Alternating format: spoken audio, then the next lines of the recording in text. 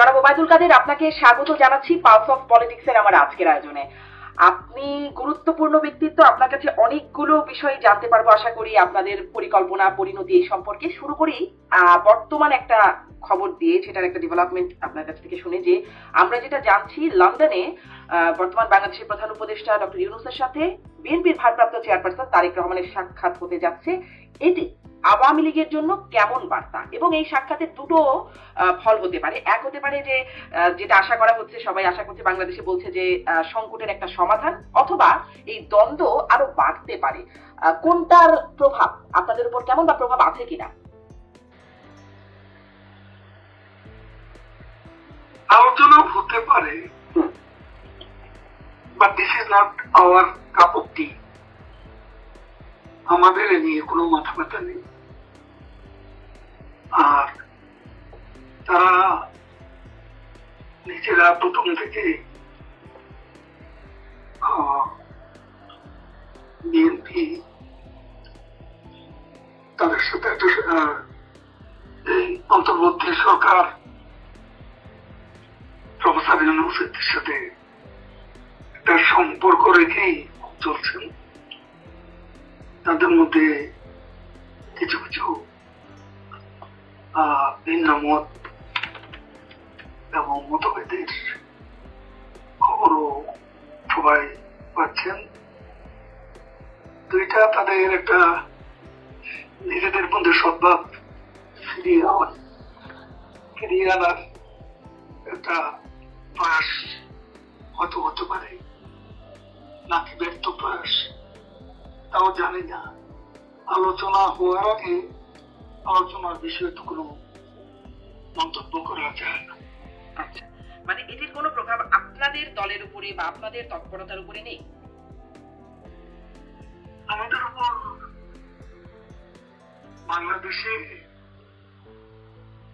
আমি যেটা বলবো, এই আলোচনাটার ফলাফল কি দাঁড়ায়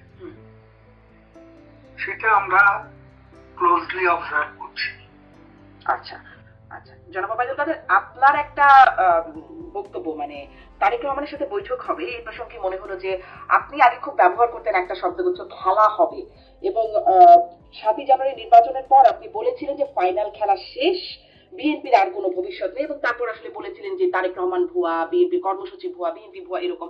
এখন যখন তারেক রহমানকে ভবিষ্যৎ প্রধানমন্ত্রী হিসেবে গণ্য করা হচ্ছে, তখন কি মনে হয়, মানে আপনার সেই বক্তব্য বা সেই শব্দগুচ্ছগুলোর জন্য কি আপনি কোনোভাবে বিব্রত বোধ করেন? কেন বিব্রত বোধ করবেন? It's a political humour. আপনি যে আজকে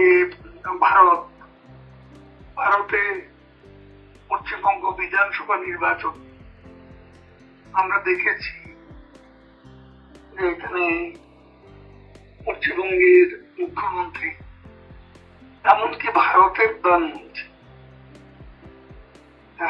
তখন বিভিন্ন জনসভায়, নির্বাচনী সভায় খেলা হবে বলে মন্তব্য করেছেন। এটা নিয়ে তো কেউ খারাপ কিছু দেখেন না। It's political humour. Political humour হতেও পারে, এবং চিরজীবন একই অবস্থানে আমরা থাকবো এমনও তো ঠিক নয়।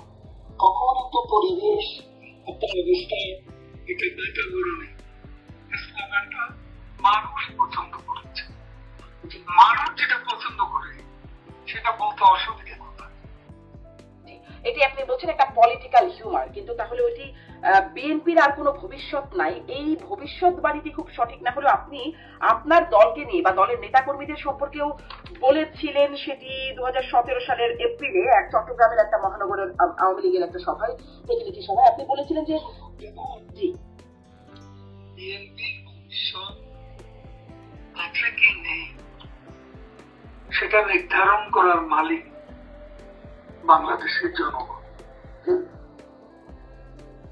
এখানে একটা inclusive, free and fair election যদি হয়, তখন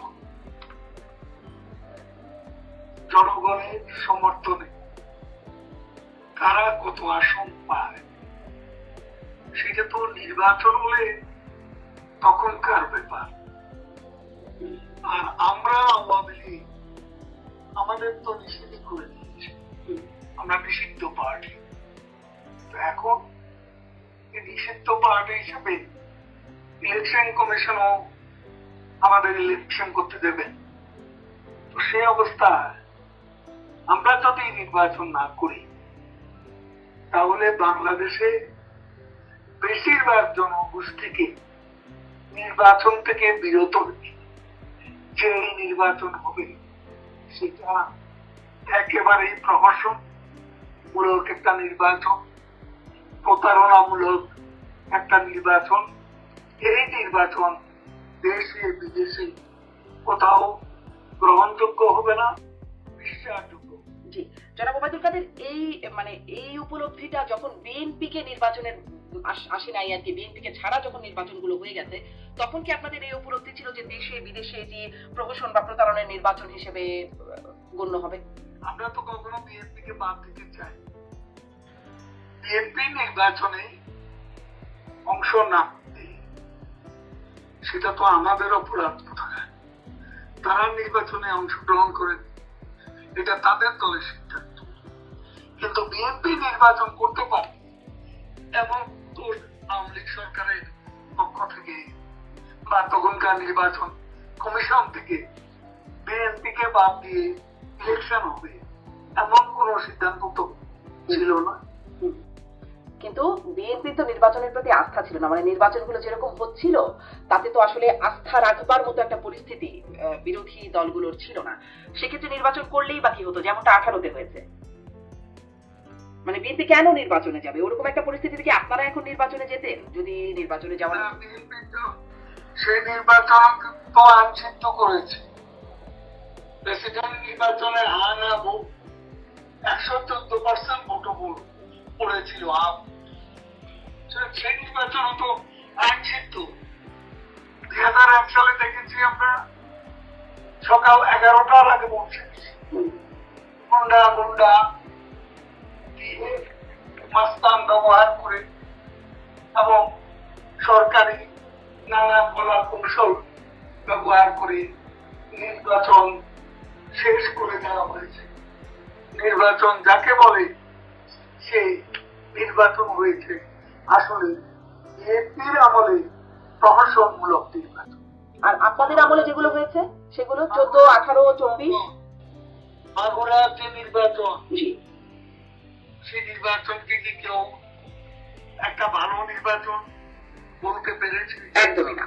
বিএনপি আমলে 15 ফেব্রুয়ারিতে যে প্রহসনের নির্বাচন এদেশের ইতিহাসে সবচেয়ে কলঙ্কজনক নির্বাচন হয়েছে, তো সেটা কি কোনো সঠিক নির্বাচন? বিএনপি এখানে এসব কথা বলে তো লাভ নেই। আগে আইনে নিজেদের চেহারাটা তারা দেখলে ভালো করে।